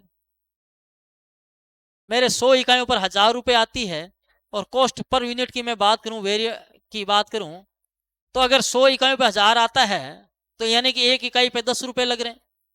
अब 200 बनाऊंगा तो वेरिएबल कॉस्ट है तो 2000 हो जाएगी, यानी कि कॉस्ट पर यूनिट कितनी आ जाएगी भाई, 10 रुपए। 3000 इकाइयां बनाऊंगा, 300 इकाइयों पे कितनी आ जाएगी, टोटल कॉस्ट 3000 आ जाएगी, यानी कि वही 10 रुपए। यानी कि मेरे जो है यूनिट बढ़ाऊंगा तो उतनी टोटल कॉस्ट बढ़ जाएगी। क्यों, प्रति इकाई लागत क्या होती है भाई, ये प्रति इकाई लागत जो है आपके स्थिर रहती है। तो भाई परिवर्तन से कोई परिवर्तन नहीं होता है, ये आपने देख लिया कि भाई आपको वेरिएबल कॉस्ट क्या होती है। तुम एक चीज बनाओ 1 रुपया लगेगा, 5 चीज बनाओगे तो 5 रुपया लगेगा, 20 चीज बनाओगे तो 20 लगेगा, 19 बनाओगे तो 19 लगेगा। यही तो वेरिएबल कॉस्ट होती है। स्थिर कॉस्ट क्या होती है, फिक्स्ड कॉस्ट क्या होती है। तुम 5 बनाओ तो भी 5 रुपया लग रहा है, 50 बनाओ तो भी 5 रुपया लग रहा है, वो फिक्स्ड कॉस्ट है। लेकिन वेरिएबल कॉस्ट क्या है, जैसे ही तुम एक मात्रा बढ़ाओगे रुपया बढ़ जाएगा, जैसे ही एक मात्रा घटाओगे खर्चा कम हो। मान लो तुम मार्केट से पेन लाने जाओ, देखो मैं आपको बताऊं, मार्केट से पेन लेने जाओ, तुम 5 पेन लेके आओगे, एक पेन 5 रुपए का तो 25 लगेंगे, 4 लाओगे तो 20 लगेंगे, समझ गए, 6 लाओगे तो 30 लगेंगे। लेकिन प्रत्येक पेन की तो भाई वेरिएबल कॉस्ट जो है वो तो स्थिर रह रही है, 5 रुपए रह रही है। यानी टोटल कॉस्ट बढ़ती जाएगी, परिवर्तनशील कुल परिवर्तनशील लागत बढ़ती जाएगी, लेकिन प्रति इकाई परिवर्तनशील लागत वही 5 रुपए है। 5 पेन लेके आ रहे हो तो 25 हो रही है, 4 ला रहे हो तो 20 हो रही है, समझ गए। यानी कि 20 में 4 का भाग दोगे तो भी 5 आएगा, 25 लाओगे 25 में 5 का भाग दोगे 5 आएगा, 15 लाओगे 15 5 का आपके भाग दोगे, 15 में 3 पेन लाओगे तो 5 रुपए। यानी कि वेरिएबल कॉस्ट प्रति इकाई आपके जो है उसमें कोई परिवर्तन नहीं आएगा। और तुम मार्केट गए, स्कूटी लेकर के गए, आपके जो है 1 किलोमीटर है, अब चाहे पेन तुम चाहे 1 लेकर के आओ, चाहे पेन 4 लेकर के आओ, समझ गए। जो आपके वहां जाने का खर्चा लगा है, भाड़ा लगा है, वो क्या है, फिक्स्ड है। मान लो तुम किराए पे गए तो किराया लगा मार्केट जाने का 10 रुपए, वो अब चाहे मार्केट से चाहे पेन तुम 50 लेके आओ चाहे 1 लेके आओ, वो 10 रुपए लग चुके हैं, वो फिक्स्ड कॉस्ट है, समझ गए। यानी कि वो स्थिर रहती है, उस पर कोई उत्पादन से कोई फर्क नहीं पड़ता। जैसे चौकीदार है, चौकीदार को तुम तनख्वाह दे रहे हो, मजदूरी दे रहे हो महीने के 10,000 रुपए। अब चौकीदार के भाव चाहे तुम कारखाने में माल ज्यादा बनाओ कम बनाओ, उसे कोई लेना देना नहीं है, समझ गए। चलो भाई नेक्स्ट क्वेश्चन है, 1 अक्टूबर 2024 को बीमा प्रीमियम की किस्त 12,000 रुपए 1 वर्ष के लिए चुकाई गई, खाते 31 मार्च 2025 को बंद करने पर पुष्टि क्या होगी। तो देखो आपने क्या किया, बीमा प्रीमियम किस्त चुकाई 12,000 रुपए 1 साल की, यानी कि 12,000 में मैं भाग देता हूं 12 का, यानी महीने के तुम कितने चुका रहे हो, 1,000 रुपए प्रति माह किस्त है आपकी, ठीक है। चुकाई कब, 1 अक्टूबर को, आपके खाते 31 मार्च, यानी इस साल से संबंधित कितने हैं, तो अक्टूबर नवंबर दिसंबर जनवरी फरवरी मार्च, यानी इस साल से संबंधित, यानी कि आपके मैं बात करूं 2024-25 से संबंधित कितने हैं, 6,000 रुपए, ये इस साल के हैं। और 25-26 से रिलेटेड कितने हैं, संबंधित कितने हैं, तो आप बोलो गुरुजी अगले साल से संबंधित 6,000 रुपए। तो ये आपने क्या चुकाए हैं, एडवांस चुकाए हैं, यानी अग्रिम चुकाए हैं, ये आपने अग्रिम चुकाए हैं, ये आपके लिए एडवांस क्या है, आप बोलो गुरुजी हमने जो अग्रिम चुकाए हैं वो हमारे लिए क्या होती है, हमारे लिए लायबिलिटीज है या एसेट्स है, तो आप बोलो गुरुजी एसेट्स है। और एसेट्स में वृद्धि होती है तो क्या होता है, एसेट्स का डेबिट बैलेंस होता है, एसेट्स में वृद्धि होने पर तो हमारी एसेट्स में वृद्धि हुई है, और एसेट्स में वृद्धि हुई है तो बताओ कहाँ है, prepaid insurance premium account DR to insurance premium account 6,000 रुपए, ये आपकी जो है प्रविष्टि राइट हो जाएगी, क्वेश्चन नंबर जो 28 है आपका। चलिए भाई, है ना, तो एसेट्स में वृद्धि हुई है, प्लस हुई है, डेबिट बैलेंस होता है, फिर पूर्वोदत खर्चा है, पूर्वोदत बीमा प्रीमियम चुका है, एडवांस चुका है, डेबिट एसेट्स में वृद्धि हुई, और क्या चुका है इंश्योरेंस प्रीमियम कितना, 6,000। नेक्स्ट क्वेश्चन है, तलपट के अंदर लिखी मदें जो चिट्ठे में हस्तांतरित नहीं की जाती, क्रय वापसी प्रीपेड एक्सपेंसेस पूर्वोदत खर्चा एसेट्स में जाएगा, बकाया हुआ है आउटस्टैंडिंग है ये कहां जाएगा, ये लाइबिलिटीज में जाएगा, उपार्जित आय एक्यूरेट इनकम, देखो एक होती है अनुपार्जित आय और एक होती है उपार्जित आय। अनुपार्जित आय क्या होती है, जो हमने अभी कमाई नहीं है हमको मिल गई है, यानी बिना कमाए हुए मिल गई है, वो हमारी लाइबिलिटीज है। और उपार्जित आय जो हमने क्या कर लिया, कमा ली है, या फिर हमें तो वो इसमें भी दो होता है, मतलब बकाया आय और उपार्जित आय में भी इतना ज्यादा आपको डिफरेंट जाने की जरूरत नहीं है कि भाई जो देय होगी और प्राप्त नहीं हुई है, या फिर जो प्राप्त भी नहीं हुई है और देय भी नहीं होगी। तो ये उपार्जित आय मतलब ये नहीं है, ये आपकी क्या है, एसेट्स है, यानी आपको अभी तक क्या है, मिली नहीं है। बकाया आय भी क्या है, मिली नहीं है। इसमें डिफरेंस होता है उपार्जित आय और बकाया आय में, कि एक तो जो हमें मिलनी देय हो चुकी है और मिली नहीं है, एक हमें जो है मिलनी देय नहीं हुई है और मिली भी नहीं है। चलो भाई, तो क्रय वापसी ये कहां लिखा जाता है भाई, चिट्ठी में हस्तांतरित नहीं की जाती है, ये क्या है, परचेज रिटर्न है। और परचेज रिटर्न क्या है भाई आपके, कहां लिखोगे, बताओ भाई। तो आप जब बनाओगे ट्रेडिंग अकाउंट तो वहां करोगे परचेज रिटर्न को। नेक्स्ट क्वेश्चन, हर्ष का खाता 2,000 रुपए डेबिट के स्थान पर हरीश का खाता 200 रुपए से क्रेडिट हो गया, सुधार प्रविष्टि करो भाई। तो आपको करना क्या था, हर्ष का खाता, हर्ष का अकाउंट डीआर करना था,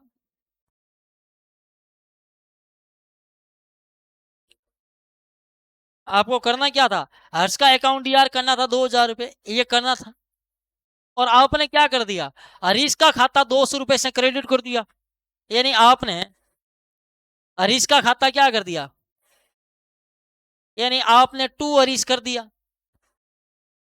ये कर दिया 200 रुपए। अब सुधार करना है तो हरीश का क्रेडिट इसको तो डेबिट कर दो, हर्ष का डेबिट किया ही नहीं है तो हर्ष का डेबिट करो, तो हर्ष अकाउंट डीआर कर दो, हरीश को सीआर करेगा उसे भी डीआर कर दो, सही हो जाएगा, हरीश अकाउंट डीआर कर दो, ये इसका 200 कर दो, इसका 2,000 था। अब टू में क्या लिखें, कुछ नहीं है, सस्पेंस लिख दो, उचंती खाता 2,200 रुपए, तो क्या हो गया, हर्ष अकाउंट हरीश अकाउंट। तो देखो ये 2,000 वाले का कोई लेना देना नहीं है, इसका ही कोई लेना देना नहीं है।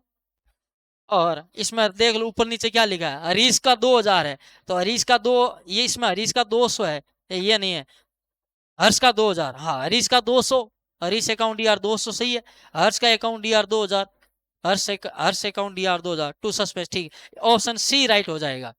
इसमें क्या है, हरीश का अकाउंट डीआर है, दोस्त 2000 राशि गलत लिखी है, इसमें ये अमाउंट गलत है भाई, तो ऑप्शन सी राइट हो जाएगा।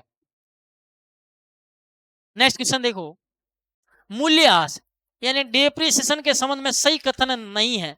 ये गैर रोकड़ी मद है, बिल्कुल सही बात है। ये बीती हुई लागत है, ये आयगत व्यय हानि है, बिल्कुल सही बात है। ये आयगत व्यय को नहीं भाई, ये आयगत नहीं, पूंजीगत व्यय को समाप्त करने की प्रक्रिया होती है। यानी आपने जो मशीन वगैरह खरीदी है वो पूंजीगत व्यय, उसको क्या करते हैं, बांटते हैं, समझ गए। तो भाई ये आयगत व्यय को नहीं, पूंजीगत व्यय को समाप्त करने की प्रक्रिया है। पावर स्टडी ने 60,000 रुपए में एक कंप्यूटर खरीदा जिसका अनुमानित जीवन काल 20,000 घंटे, वर्ष 2024 में 3,000 घंटे काम में लिया। मशीन हावर रेट से जो है आपके मूल्यह्रास की राशि ज्ञात करनी है, तो अभी ज्ञात कर लेते हैं भाई। कितना घंटा काम में लिया, 3,000 घंटा काम में लिया, टोटल कितने घंटे चल सकता था, 20,000 घंटे, कितने का है, 60,000 का है। तो भाई 0 से 4 जीरो, 4 जीरो, 3 दूनी 6, 3 3 9,000, ऑप्शन बी राइट हो जाएगा। 9,000 रुपए मूल्यह्रास की राशि आ जाए। एक खान का अधिग्रहण 5 लाख रुपए में किया गया। खान से 50 लाख टन का खनिज, 80% खनिज निकाले जाने की उम्मीद है। प्रथम वर्ष 2 लाख टन खनिज निकाला गया। रिक्तीकरण विधि से मूल्यह्रास की राशि होगी भाई। तो देखो, रिक्तीकरण विधियां वहां से लिखाई जाती है जहां खनन किया जाता है, जैसे खान होगी, तेल के कुएं हो गए, है ना, गैस के कुएं हो गए, वहां आपकी रिक्तीकरण विधि काम में ली जाती है। तो भाई खान का अधिग्रहण 5 लाख में खरीदा, खान से 50 लाख टन का, यानी खनिज कितना है, खान में 50 लाख टन खनिज है, लेकिन अपन निकाल 80% सकते हैं। तो 50 लाख का 80% कितना हो जाएगा, तो 8 पंजे 40, यानी कि तुम खान से खनिज कितना निकाल सकते हो, 40 लाख टन निकाल सकते हो। और तुमने निकाला कितने लाख टन, 2 लाख टन निकाला, यानी 40 लाख टन खनिज में से 2 लाख टन निकाल लिया। और खनिज की रेट कितनी थी भाई, खान को कितने में खरीदा था, 5 लाख में। तो देख लो कितने का निकाल लिया तुमने, 3 2 5, 3 3 2 2 20, इसमें इधर जीरो, अब ये इसमें भाग दे तो 2 का 25, 25,000, 25,000 आंसर आ जाएगा। 25,000 रुपये आपका क्या हो जाएगा, ऑप्शन बी इसका आंसर हो जाएगा। नेक्स्ट क्वेश्चन देखो, फुटकर औजार यानी कि जो आपके टूल्स हैं, फुटकर औजार हैं, जैसे पाना है, पेचकस है, हथौड़ा है, छेनी वगैरह है, उसके लिए मूल्यह्रास लगाने हेतु कौन सी विधि उपयोगी है, जैसे पेचकस है, प्लास वगैरह है ना। मूल्यह्रास कोष विधि, रिक्तीकरण विधि, ये खनन वगैरह में, पुनर्मूल्यांकन विधि, मरम्मत ये भी नहीं है, पुनर्मूल्यांकन विधि, रिवैल्यूएशन जो है मेथड, ये आपके मूल्यह्रास की जो विधि है फुटकर औजारों के लिए क्या भाई उपयुक्त है। ये मैंने आपको क्लास में क्वेश्चन भी करवा रखे थे ना, पानी की बोतल वगैरह कराया था ना। आगे देखो, प्रबंधकीय लेखा विधि शब्द की रचना प्रथम बार की गई, आपको पता है, आंग्ल अमेरिका उत्पादक परिषद के तत्वाधान में वहां पर सम्मेलन हुआ था, वहां गए थे। कौन गए थे भाई, लेखापालकों का ब्रिटिश दल गया था, ऑप्शन बी राइट हो जाएगा, ऑप्शन बी। और ये कब भाई, 1950 में। ये कैसी है भाई, सब्जेक्टिव है, विषयगत है, प्रबंधकों को निर्णय लेने में सहायता प्रदान करती है, समझ गए। इसका लेखक, इसका जनक कौन है भाई, जेम्स एच ब्लिस है। पूंजी बचतन की कौन सी तकनीक में समय कीमत का ध्यान रखा जाता है, तो आपको पता है आधुनिक तकनीकों में ध्यान रखा जाता है, तो परंपरागत तकनीकों में नहीं रखा जाता। गैर बट्टा नहीं, आधुनिक तकनीक राइट है। आधुनिक तकनीक बोल दो, चाहे बट्टागत तकनीक बोल दो, या आधुनिक या बट्टागत या समय समायोजित बोल दो, आप इन्हें कुछ भी बोल दो, इनमें ध्यान रखा जाता है इस बात का। इसके अंदर कौन कौन सी है भाई, जैसे आपके IRR है ना, NPV है, PI है, ये जो है आधुनिक तकनीकें हैं। पुनर्भुगतान अवधि, जिसमें परियोजना का चयन किया, यानी कि जिसकी अदायगी अवधि, पे बैक पीरियड की बात कर रहा है, ये कौन सी है भाई, परंपरागत तकनीक है। और इसमें उस परियोजना का चयन किया जाता है जो जल्दी से जल्दी हमें क्या कर दे, हमारी लागत वसूल हो जाए। जैसे कि मैंने कोई चीज खरीदी और मैं चाहता हूं कि कितने कम से कम समय में मेरे क्या है, घर की हो जाए, मारवाड़ी बोले तो घर की होने में, तो भाई किसको खरीदेंगे, जो जल्दी घर की हो जाएगी, यानी जिसका पे बैक पीरियड क्या होगा भाई, जिसकी अदायगी अवधि क्या होगी भाई, कम होगी। जो मान लो कि एक दो चीजें हैं, एक चीज तुमको 6 महीने में घर की हो रही है, एक चीज 4 महीने में घर की हो रही है, तो तुम कौन सी खरीदोगे, कि भाई जो 4 महीने में आपकी क्या हो भाई, घर की हो जाए। नेक्स्ट क्वेश्चन है, मशीन की लागत 60,000 रुपए है, कार्यशील जीवन 6 वर्ष है, अवशेष मूल्य 8,000 है, कैश इनफ्लो 16,000 प्रति वर्ष है, पुनर्भुगतान अवधि होगी। तो भाई आपको पता है 60,000 को कवर करना है, कितने से करना है, 16,000 से कवर करना है, कितने में हो रहा है, तो 3 जीरो से 3 जीरो गई, 16 तिया 48 और बच के 12, 12 में भाग नहीं जा रहा, 120 बना लिया। अब जाएगा क्या? जाएगा? अब नहीं जाएगा तो कब कब जाएगा? 3 पॉइंट कितना आ जाएगा? 16 का भाग दो भाई, 3 जीरो से जीरो गया। 16 पान 80, 16 सक्सिन में 7 बार दे देखें, 3.7, तो 7 बार जाएगा तो कितना आ जाएगा? 112।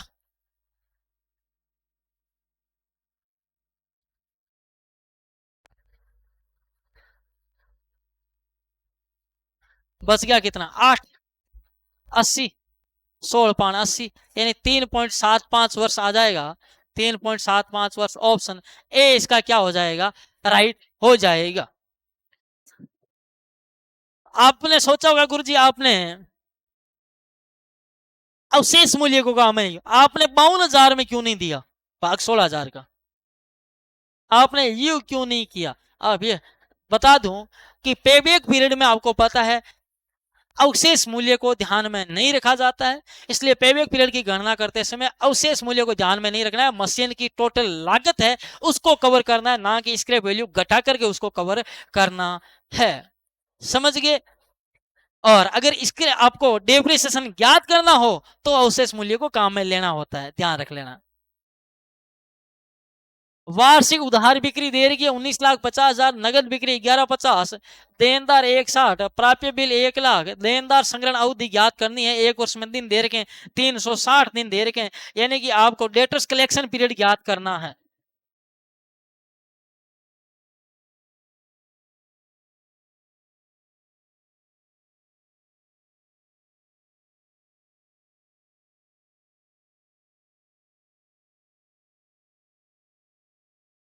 लो भाई, तो बताओ आपके देनदार कौन होंगे? जिनको हमने माल क्या बेचा है? उधार बेचा है। देनदार वही होंगे जिनको हमने माल उधार बेचा है, उन्हीं से तो रुपए कितने समय में हम कलेक्ट कर पा रहे हैं, वही तो डेटर्स कलेक्शन पीरियड है। चलो भाई, तो डेटर्स कलेक्शन पीरियड का फॉर्मूले में फिट कर लेते हैं अपने, सीधी सी बात है। तो आपके जो है कितने भाई डेटर्स है कितने? ये देखो, ये आपको दे रखा है बैलेंस, यानी ट्रेड रिसीवेबल कितने हैं आपके? 1,60,000 और 1,00,000, यानी पहले के पड़े हैं बैलेंस कितना? 2,60,000 गुणा साल में दिन कितने हैं?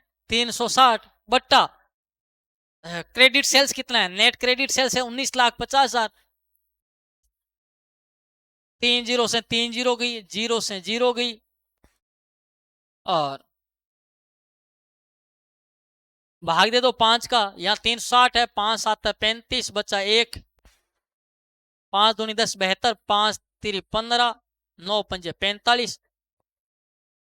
अब देख लो, 13 दूना 26, 13 3 39, 24 तिया 72, 24 दूना 48, 48 दिन आ जाएगा। ऑप्शन सी राइट हो जाएगा इसका। नेक्स्ट क्वेश्चन है, कार्यशील पूंजी का अल्पकालीन आंतरिक सोर्सेज नहीं है, व्यापारिक साख, हाश कोष, अदत्त भुगतान, करों के लिए प्रदान। तो आपको पूछ रहा है अल्पकालीन और आंतरिक स्रोत नहीं है, तो ये स्रोत तो सारे अल्पकालीन ही है ना। व्यापारिक साख की बात करें, आज को सारे सोर्सेज अल्पकालीन है, लेकिन इंटरनल की बात साथ में कर रहा है। तो देखो, करों के लिए प्रावधान, टैक्स के लिए प्रोविजन करो, ये तो इंटरनल है। आदत भुगतान, आप भुगतान बकाया रख रहे हो, रुपए चुका नहीं रहे, यानी रुपए होल्ड कर रहे हो। मान लो मांग तुड़ा मांग रहा है लेनदार, उसको 5,000 5 दिन नहीं दिए, तो 5,000 रुपए 5 दिन तक तो आपने काम चला लिया, एक बार तो माल खरीद लिया, यानी आउटस्टैंडिंग आप पेमेंट रख के, तो ये भी आंतरिक स्रोत है। डेप्रिसिएशन फंड, ये भी। व्यापारिक साख, ये क्या है? ये आपका जो है स्रोत तो आपका अल्पकालीन, लेकिन ये बाहरी है। समझ गए? तो ऑप्शन ए राइट हो जाएगा। क्या हो जाएगा भाई? ऑप्शन ए आपका राइट हो जाएगा, यानी कि ये सोर्सेज तो आपका शॉर्ट टर्म का ही है, ट्रेड क्रेडिट है, लेकिन सोर्सेज क्या है? ये आपके हाथ में है क्या, कि कोई आपके जो है माल आपको क्या दे? उधार दे। समझ गए? तो व्यापारिक साख यानी कि लोग आपको रुपए उधार दे, आपने ट्रेड माल उधार या रुपए उधार लिए, तो भाई ये आपके हाथ में नहीं है, ये किसके हाथ में है? भाई किसी ने आपको कहा कि चल 1 महीने के लिए तेरे को उधार दे देता हूँ 5,000 रुपए, तो ये तो अल्पकालीन है, 1 महीने के लिए दिए हैं, लेकिन दिए किसने? बाहर वाले ने दिए ना। तो कैसा सोर्स है? बाहरी सोर्स है, अपने हाथ का थोड़ी है। आगे देखो, नेक्स्ट क्वेश्चन है, यदि किसी कंपनी के परिचालन व्यय 36,000 रुपए हो और परिचालन चक्र अवधि 91 डेज है, एक वर्ष में 364 दिन मानते हुए कार्यशील पूंजी ज्ञात करनी है, तो आपको पहले तो परिचालन चक्र की संख्या ज्ञात कर लो, नंबर ऑफ ऑपरेटिंग साइकिल। तो नंबर ऑफ ऑपरेटिंग साइकिल कितना आ जाएगा? 364 में 91 का भाग दे दो, तो 4 बार जाएगा, 9 चौक 36, यानी चार चार चक्रों की संख्या कितनी आ गई? 4 आ गई। अब आपकी कितना है? परिचालन व्यय कितना है? वर्किंग कैपिटल क्या कर दो, ऑपरेटिंग एक्सपेंसेस कितना है? 36,000 है, उसमें भाग दे दो किसका? नंबर ऑफ ऑपरेटिंग साइकिल कितना है? 4। तो ये आपके कितना आ जाएगा? 9,000 आंसर आ जाएगा, ऑप्शन बी आ जाएगा। नेक्स्ट क्वेश्चन आपके सामने है, किसी एक ग्राहक से प्राप्त धनराशि का गबन करके दूसरे ग्राहक से प्राप्त राशि को पहले ग्राहक के खाते में जमा कर दिया जाता है। यह ऑडिट का क्वेश्चन है। ऐसा कंटिन्यू क्रम चलता रहता है, यानी कि एक से राशि प्राप्त होती है, अगले के जमा, अगले वाली पिछले के जमा, यानी कि इस प्रकार गबन किया जाता है। तो ये क्या है भाई? इसे कहते हैं टीमिंग, लेडिंग या लेपिंग बोलते हैं। समझ गए? विंडो ड्रेसिंग क्या होता है? ये दिखावटी साज सजा होता है। काइटिंग भी दिखावटी साज सजा, ये बैंकिंग में काइटिंग वगैरह काम में लिया जाता है। और विंडो ड्रेसिंग क्या है? यानी कि जानबूझ करके संपत्तियों को बढ़ा करके ताकि दिखाया जाता है, ताकि लोग क्या कर सके, इन्वेस्टर को आकर्षित किया जा सके। नेक्स्ट क्वेश्चन है, अंकेक्षण एक बीमा करता नहीं है, उससे केवल ये अपेक्षा की जाती है कि वो काम में उचित सावधानी बरते, कुशलता। ये किस से रिलेटेड है? तो ये आपके है लंदन और जनरल बैंक केस से संबंधित है, जिसमें कहा गया कि अंकेक्षण एक बीमा करता नहीं है, यानी अंकेक्षण की 100% सत्यता की गारंटी भी नहीं देता है। तो ये लंदन एंड जनरल बैंक वाला मामला है, 1895 वाला। समझ गए? और ये किंगस्टन कॉटन आपको पता है 1896 वाला, जिसमें क्या किया गया? अंकेक्षण एक जो है किस कुत्ते के समान है? रखवाली करने वाले कुत्ते के समान है, ना कि वो एक शिकारी कुत्ते के समान है। तो विद्यार्थियों, ये थे आपके जो है मॉडल पेपर संख्या 9 के अकाउंटेंसी क्वेश्चन। आगामी क्लास में अपन बात करने वाले मॉडल पेपर 10 के अकाउंटिंग क्वेश्चन। तब तक के लिए धन्यवाद। जय हिंद, जय भारत।